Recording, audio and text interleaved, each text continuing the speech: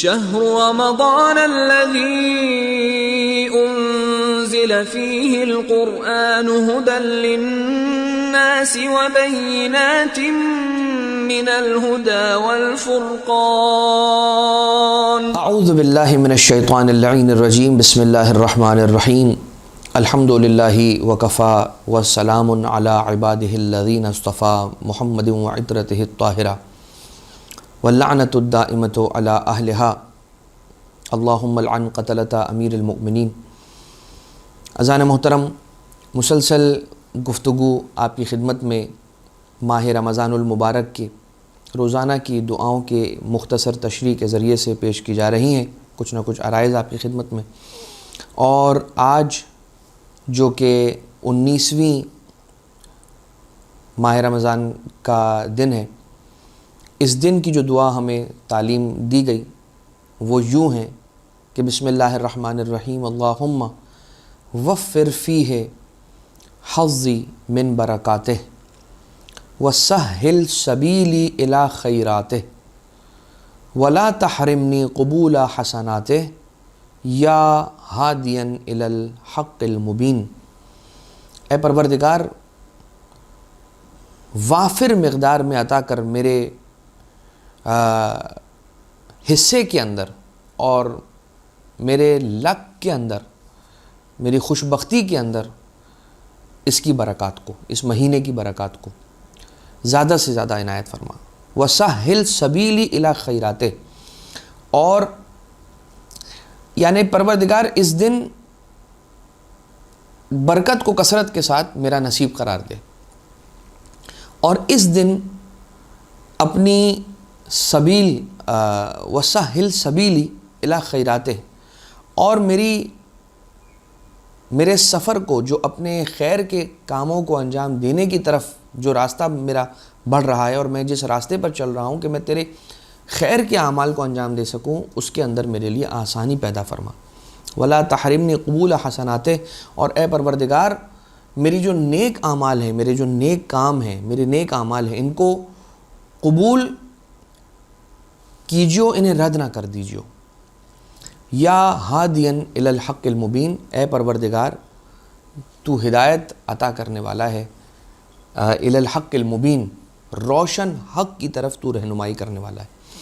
اس دن کی دعا کی تلاوت کا ثواب یوں ملتا ہے کہ من دعا بہ استغفر لہ ملائکۃ السماوات والارض ودعوا لہ، کہ جو اس دن کی دعا کی تلاوت کرتا ہے، پروردگار عالم کی جانب سے اس کے لیے اجر مقرر کیا جاتا ہے کہ ملائکہ ارض و سما، جو زمین و آسمان کے فرشتے ہیں، وہ اس کے لیے استغفار کرتے ہیں۔ ملائکہ اگر کسی کے لیے استغفار کریں، یقیناً وہ ایک ایسی پاکیزہ پروردگار عالم کی مخلوق ہیں کہ اگر وہ کسی کے لیے استغفار کریں گے تو یقیناً ان کے لیے بہتر ہوگا اور پروردگار اسے رد نہیں کرے گا۔ وَدَعَوْا لَهُ، اور وہ ملائکہ ارض و سما اس کے لیے دعا بھی فرمائیں گے۔ کیا ہے برکت جو مانگا جا رہا ہے، کہ کہا جا رہا ہے کہ پروردگار اس دن کے اندر میرے لیے برکتوں کو اضافہ فرما دے، میری برکات کو بڑھا دے میرے لیے، اور اپنی خیر کو انجام دینے اور اپنی خیرات کی سبیل کو آسان کر دے۔ کیا کہا جا رہا ہے اس کے اندر؟ برکات ہوتی کیا ہے؟ کیا ہے برکت؟ کیا برکت اضافے کا نام ہے؟ کیا برکت کثرت کو برکت کہا جاتا ہے؟ ایک حدیث معتبر ہے کہ ایک صحابی نے ایک روز یہ دیکھا کہ رسول اللہ صلی اللہ علیہ وآلہ وسلم کا جو لباس ہے وہ خستہ ہو چکا ہے اور بالکل کہنا ہو چکا ہے، لباس کہیں کہیں سے پھٹ گیا ہے، خستہ ہو چکا ہے، اور اب اس لباس کو تبدیل کرنے کا وقت آ گیا ہے۔ لہٰذا وہ صحابی یہ کہتا ہے کہ یا رسول اللہ، یہ 12 درہم میری جانب سے قبول فرمائیں تاکہ آپ اپنے لیے اس میں پیراہن اور کرتا خرید سکیں۔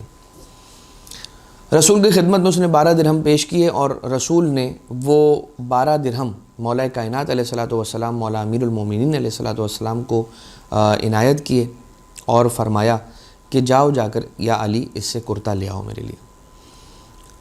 اب مولا کائنات علیہ السلام نے 12 درہم کا کرتا خریدا اور تشریف لائے مولا امیر المومنین رسول کی خدمت میں۔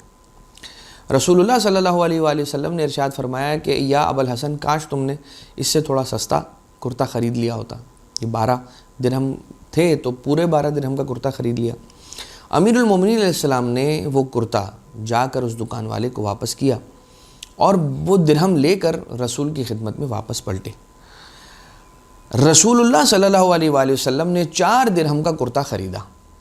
اب جب وہ 12 درہم واپس رسول کی خدمت میں آ گئے، رسول کے پاس آ گئے، تو رسول نے 4 درہم کا کرتا خریدا اور چلے۔ جب اپنے لیے رسول 4 درہم کا کرتا خرید کر چلے تو رسول نے الٹیمیٹلی 8 درہم بچانے نہیں ہیں اپنے لیے، انہیں اپنے ذات پر خرچ نہیں کرنا ہے۔ رسول نے یہ 8 درہم بھی لوگوں کو تقسیم ہی کر دینے ہیں۔ لیکن انداز کیا ہے؟ وہ گھرانہ کہ جس گھرانے کے پاس ایک روٹی آتی ہے تو اس روٹی سے نہیں معلوم کتنے لوگوں کو کھلاتے ہیں۔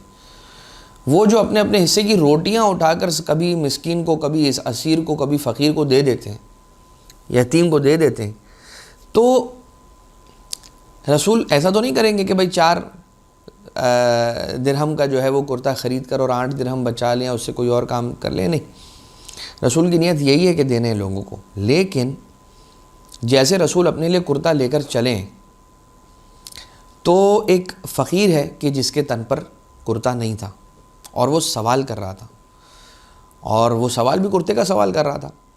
رسول اللہ صلی اللہ علیہ وآلہ وسلم نے وہ کرتا اسے دے دیا اور جا کر ایک اور کرتا خرید لیا ویسا ہی، اور اب چلیں دوبارہ تو راستے میں رسول نے ایک کنیز کو دیکھا کہ جو بیٹھی ہوئی ہے اور رو رہی ہے۔ رسول صلی اللہ علیہ وآلہ وسلم نے اس سے سبب پوچھا کہ یہ بتا اے بی بی تیرے رونے کا سبب کیا ہے؟ کہا مجھے میری مالکن نے بھیجا تھا 4 درہم دے کر کہ جا کے ان کا سامان خرید کر لے آؤ اور سودا صرف لے آؤ، لیکن وہ 4 درہم مجھ سے کہیں تلف ہو گئے، ضائع ہو گئے، گر گئے، اور اب میں خوف زدہ ہوں کہ میرا کیا ہوگا، مجھے ڈانٹے گی، سب معاملات خراب ہو جائیں گے۔ رسول اللہ نے اسے کہا کہ چلو یہ میرے پاس 4 درہم ہیں، میں تمہیں جو تم نے خرید کر اپنی مالکن کے لیے سامان لے جانا تھا وہ تمہیں دلا دیتا ہوں۔ رسول اللہ اس کنیز کو لے کر گئے، سامان دلوایا۔ اب جب سامان دلا دیا تو وہ کنیز پھر رونے لگی، تو رسول اللہ صلی اللہ علیہ وآلہ وسلم نے یہ سوال کیا کہ تم اب کیوں گریہ کر رہی ہو، اب رونے کا کیا سبب ہے؟ تو اس کنیز نے جواب دیا یا رسول اللہ معاملہ یہ ہے کہ میں اب ہو گئی ہوں لیٹ، مجھے تاخیر ہو گئی ہے، اب اگر میں نے یہ سامان لے بھی لیا ہے مگر چونکہ دیر سے جاؤں گی تو وہ مالکن مجھے اس بات پر تنبیہ کرے گی اور اس بات پر ڈانٹے گی اور ناراض ہوگی، مجھ پر غصہ کرے گی کہ تم دیر سے کیوں آئیں۔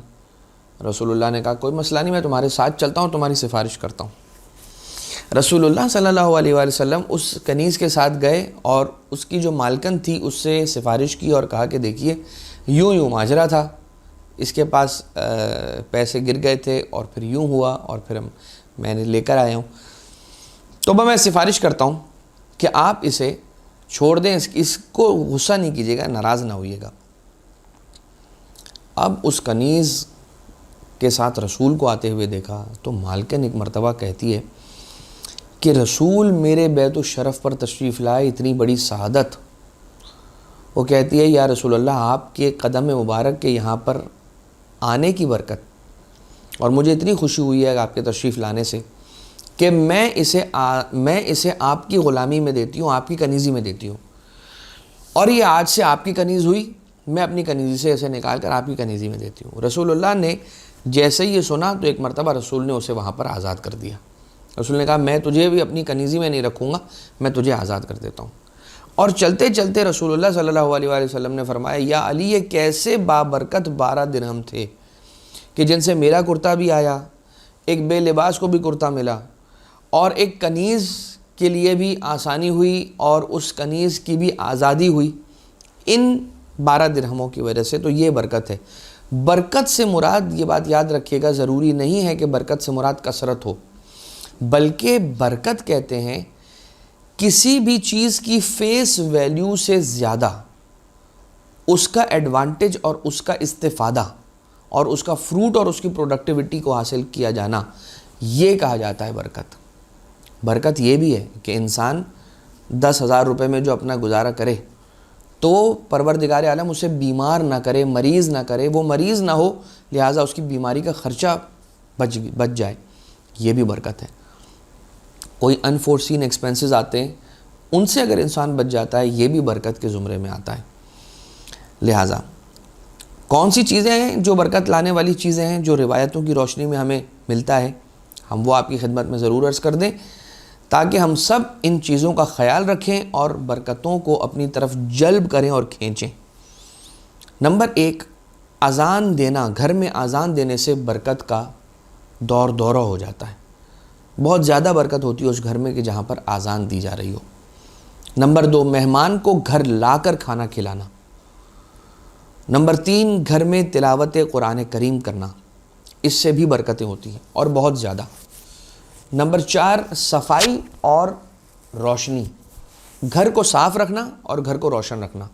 جیسے غروب کا وقت ہوا، مغرب کا وقت ہوا، انسان نے گھر میں پورے روشنی کر دی، یہ بھی رزق اور برکت کو کھینچنے کا سبب بنتا ہے، اور صفائی رکھے گھر میں تو یہ بھی سبب بنتا ہے برکت کا۔ اور نمبر 5، گھر والوں کو سلام کرنا۔ جیسے انسان گھر میں داخل ہو تو سب کو سلام کرے، گھر والوں کو سلام کرے، گھر پر موجود افراد پر سلامتی بھیجے۔ تو سلامتی کا بھیجنا، سلام کرنا، یہ خود بابرکت عمل ہے اور اس سے برکتیں کھینچی چلی آتی ہیں انسان کے گھر میں۔ یقیناً جب یہ کہا جا رہا ہے کہ گھر والوں کو سلام کرنا، تو یہ یقیناً نہیں کہا جا رہا ہے کہ گھر والوں پر چیخنا چلانا، انہیں بیجا غصہ کرنا۔ انسان کو روزے کی وجہ سے، بھوک پیاس کی وجہ سے کسی پر غصہ آ رہا ہے، تو یہ انسان کو اس بات کا خیال رکھنا چاہیے کہ گھر میں زیادہ چیخنا چلانا، ڈانٹ ڈپٹ، غصہ کرنا، لڑائی کرنا، یہ گھر کی برکت کو اٹھا لیتا ہے اور رزق کو اٹھا لیتا ہے۔ کچھ چیزیں ہیں کہ جو رزق لے کر آتی ہیں، کچھ چیزیں ہیں جو رزق کو دور کرتی ہیں۔ لہٰذا انسان کو یہ چاہیے کہ گھر میں اپنا ٹیمپر زیادہ لوز نہ کرے، اپنا ٹیمپریچر نارمل رکھے، اور جتنا انسان یہ سوچے گا کہ میں روزہ رکھ کر اللہ پہ کوئی احسان نہیں کر رہا، مجھے کیوں غصہ آ رہا ہے، کس بات پر غصہ آ رہا ہے، یہی وہ بھوک پیاس ہے جو میں عام دنوں میں بھی جس بھوک پیاس سے گزرتا ہوں، آفس میں رہتا ہوں، کہیں پر کام پہ ہوتا ہوں، ہر وقت تو میں پانی کی بوتل ساتھ لے کر نہیں گھومتا کہ پانی پیتا ہوتا ہوں، ہر وقت تو میں کھانے کی پلیٹ میرے سامنے نہیں ہوتی، ہر وقت تو ہر 1-2 گھنٹے پر تو میں کھانا نہیں کھاتا۔ ظاہر سی بات ہے جب گھر سے ناشتہ کر کے نکلتا ہوں تو واپس گھر پہ آ کر کھانا کھاتا ہوں رات میں، اور دوپہر میں تھوڑا سا سنیکس کا ایک دورہ ہوتا ہے، ایک انسان کھا لیتا ہے۔ تو وہ ایک سنیکس کا جو ٹائم ہے، انسان 3 میل تھوڑی چھوڑ رہا ہے، انسان بس 1 میل چھوڑ رہا ہے روزے کے اندر، ورنہ سحری بھی ویسے ہی کر رہا ہے، افطار بھی ویسے ہی کر رہا ہے، صرف 1 میل ہے کہ جس کو سکپ کیا جا رہا ہے، اور ویسے بھی اس کو سکپ ہونا ہی چاہیے۔ تو یہ وہ بھوک ہے کہ جتنا بھوکا انسان عام دنوں میں رہتا ہے، بس یہ ہے کہ 2 ٹکڑوں میں رہتا ہے، اس میں 1 ٹکڑے میں پورا انسان بھوک اور پیاس سے گزر رہا ہوتا ہے۔ ایک سائیکالوجیکل انسان اپنے اندر ایک بات کو پیدا کر لیتا ہے، ہائے میں نے روزہ رکھا ہے، ہائے میں نے روزہ رکھا ہے، ہائے مجھے بھوک لگ رہی ہے، ہائے مجھے پیاس لگ رہی ہے، ہائے میرے ساتھ ایسا ہو رہا ہے، جس کی وجہ سے انسان غصے میں آتا ہے۔ لہٰذا نارمل رہیں، تلاوت قرآن کریں، اور اگر کچھ نہیں کر سکتے تو نہ جائیں کام پر، گھر پہ آرام کریں، لیکن بندگان خدا کو اذیت میں نہ ڈالیں۔ اور انسان نیک کاموں میں کوتاہی نہ کرے، جس کی وجہ سے برکتیں چلی جاتی ہیں، کیونکہ پروردگار عالم نے 4 چیزیں ایسی ہیں کہ جن کو دوسری 4 چیزوں میں چھپایا ہے۔ اپنی رضا کو اپنی اطاعت میں چھپا کے رکھا ہے، اپنے غضب کو اپنی معصیت میں اور گناہ میں چھپا کر رکھا ہے، اپنے ولی کو اپنے بندوں میں چھپا کر رکھا ہے، اور اپنی دعا کی اجابت کو اپنے بندوں کی دعاؤں کے اندر رکھا ہے۔ لہٰذا انسان اطاعت کو ترک نہ کرے تاکہ رضا سے محروم نہ ہو، معصیت کو انجام نہ دے تاکہ اللہ کے غضب کا نشانہ نہ بنے، اللہ کے بندوں کا ہر بندے کا احترام کرے تاکہ اس کے اولیاء میں سے کسی ولی کی خود کے حرمت نہ ہو جائے اس سے، اور انسان ہمیشہ دعا کرتا رہے تاکہ اس کی کوئی نہ کوئی دعا کسی نہ کسی وقت مستجاب ہو جائے گی۔ اسی دعا کے ساتھ کہ پروردگار ہمیں برکات نصیب فرمائیں، خیرات نصیب فرمائیں، اور اپنی اطاعت کا سلیقہ اور توفیق نصیب کریں۔ وما علینا الا البلاغ المبین، وصلی اللہ علی محمد وآلہ الطیبین الطاہرین۔